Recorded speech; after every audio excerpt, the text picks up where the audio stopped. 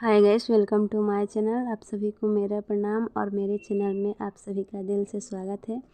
Guys, मैं आप सभी के लिए बहुत ही प्यारा 2 नाच गीत लेकर आई हूँ जो कि बहुत ही प्यारा है। सुनिए आप सभी, और पसंद आए तो प्लीज़ मेरे चैनल को सब्सक्राइब करिए, लाइक करिए और ज़्यादा से ज़्यादा शेयर करिए। इतना ही रिक्वेस्ट करती हूँ आप सभी से। सुनिए आप सभी और हमारे चैनल को भी आगे बढ़ाने में सहयोग दीजिए।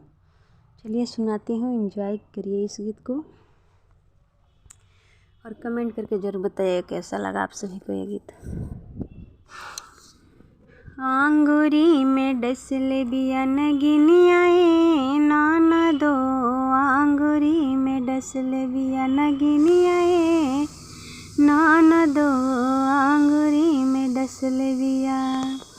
दिया ना धरा दे ननद सासु के जगा दे, दिया ना धरा दे ननद सासु के जगा दे। बड़ा जोड़ से उठेला लहरिया ए ननदो, बड़ा जोड़ से उठेला लहरिया ए ननदो, आंगुरी में डसले बिया नगिनिया ए ननदो, आंगुरी में डसले बिया।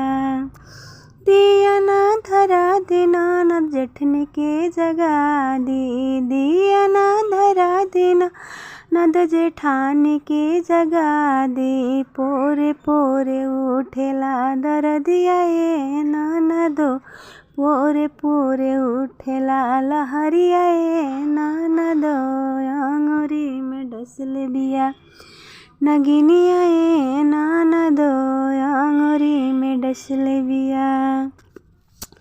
दिया ना धरा दे ननद अपना भैया के जगा दे, दिया ना धरा दे ननद भैया के जगा दे। बड़ा जोड़ से उठेला लहरिया ए ननदो, पोरे पोरे उठेला लहरिया ए ननदो।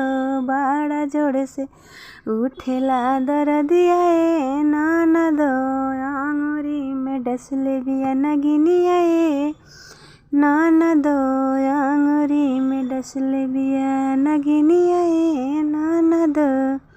चलिए दूसरा गाना सुनाती हूँ, नाच गीत। राजा जी हम के मनावा से हो सके चामिंग प्लेट पर, राजा जी हम के मनावा से हो सखी चामिंग प्लेट पर। हाथवा से आपा नखियावस हो सखी चामिंग प्लेट पर। हाथवा से आपा नखियावस हो सखी चामिंग प्लेट पर। रंग बिरंग साड़ी हमरा के लियाई, रंग बिरंग साड़ी हमरा के ले आई। कमर धई के साड़ी पहिनावस हो राजा मुस्की चलावस, कमर धई के साड़ी पहिनावस हो राजा मुस्की चलावस। राजा जी हम के मनावस हो सखी चामिंग प्लेट पर। राजा जी हम के मनावस हो सखी चामिंग प्लेट पर। हाथवा से अपना खियावस हो सखी चामिंग प्लेट पर।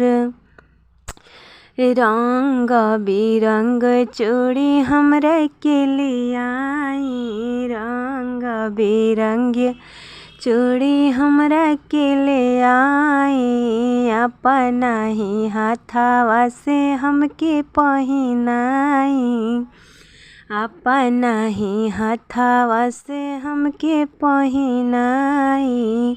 राजा जी हम के मनाई हो सखी चामिंग प्लेट पर। राजा जी हम के मनाई हो सखी चाउमीन और चाट पर। राजा जी हम के खियावस हो सखी चाउमीन प्लेट पर।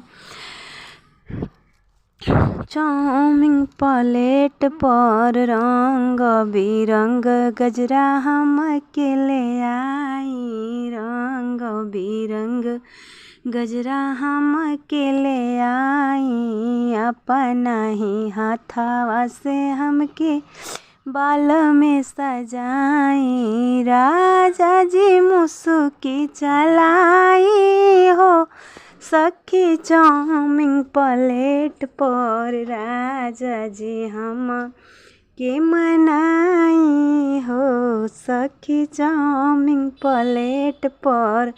कमर धई के साड़ी पहिनाई हो सखी चाउमीन प्लेट पर। कमर धई के साड़ी पहिनाई।